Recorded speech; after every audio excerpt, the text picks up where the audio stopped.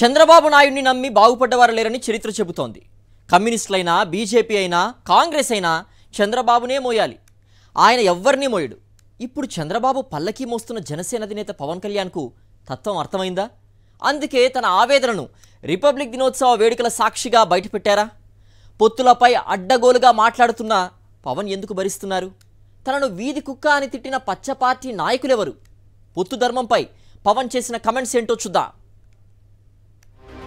2014లో తెలుగుదేశం పార్టీని గెలిపించడానికి జనసేన పార్టీ స్థాపించిన పవన్ కళ్యాణ్ అప్పటి ఎన్నికల్లో పోటీ చేయకుండా టీడీపీ, బీజేపీ కూటమికి మద్దతిచ్చారు. టీడీపీ గెలిచినప్పటి నుంచి అధికార పార్టీని ప్రశ్నించకుండా ఆ 5 ఏళ్లు వైఎస్ఆర్ కాంగ్రెస్ అధినేత వైఎస్ జగన్ పైనే విమర్శలు చేశారు.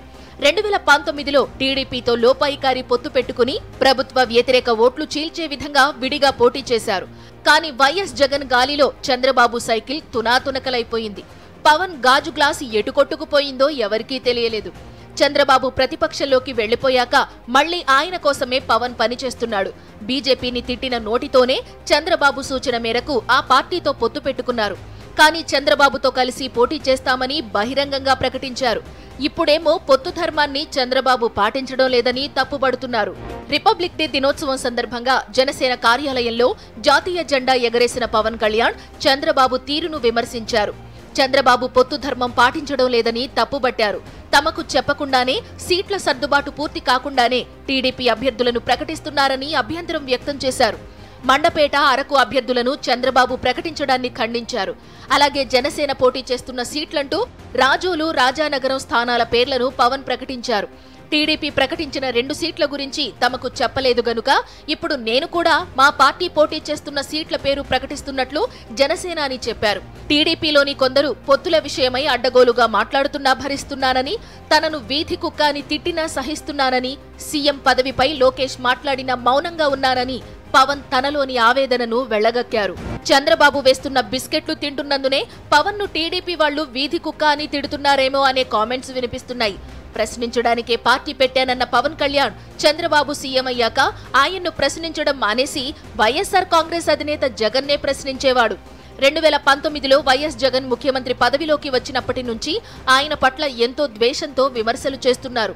స్కిల్ స్కామ్ లో అరెస్ట్ అయి చంద్రబాబు రాజమండ్రి జైల్లో ఉన్నప్పుడు అక్కడకు వెళ్లిన పవన్ కళ్యాణ్ ఏకపక్షంగా టీడీపీతో పొత్తు గురించి ప్రకటించాడు. ఇక అప్పటి నుంచి సీట్ల సర్దుబాటు గురించి రకరకాల వార్తలు బయటకు వస్తున్నాయి. 3వ వంతు సీట్లకు జనసేన పోటీ చేస్తుందని ఇప్పుడు పవన్ ప్రకటించినప్పటికీ జనసేనకు 15 నుంచి 25 సీట్ల వరకే ఇవ్వడానికి అంతర్గతంగా ఒప్పందం కుదిరిందనే కామెంట్స్ వినిపిస్తున్నాయి. టీడీపీ, జనసేన అధికారంలోకి వస్తే పవన్ కళ్యాణ్ కు సీఎం పదవి కాదు కదా, కనీసం డిప్యూటీ సీఎం పదవి కూడా ఇవ్వడానికి చంద్రబాబు తనయుడు లోకేష్ అంగీకరించడం లేదు. అనేక ఇంటర్వ్యూల్లో ఇదే విషయాన్ని లోకేష్ స్పష్టంగా ప్రకటించాడు కూడా.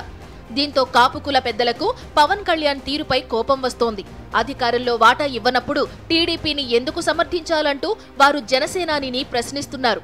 కాపుకుల పెద్దగా చెబుతున్న ముద్రగడ పద్మనాభన్ను జనసేనలో చేరమని అడగడానికి వెళ్లిన ఆ పార్టీ నేతలకు ముద్రగడ క్లాస్ తీసుకున్నారు.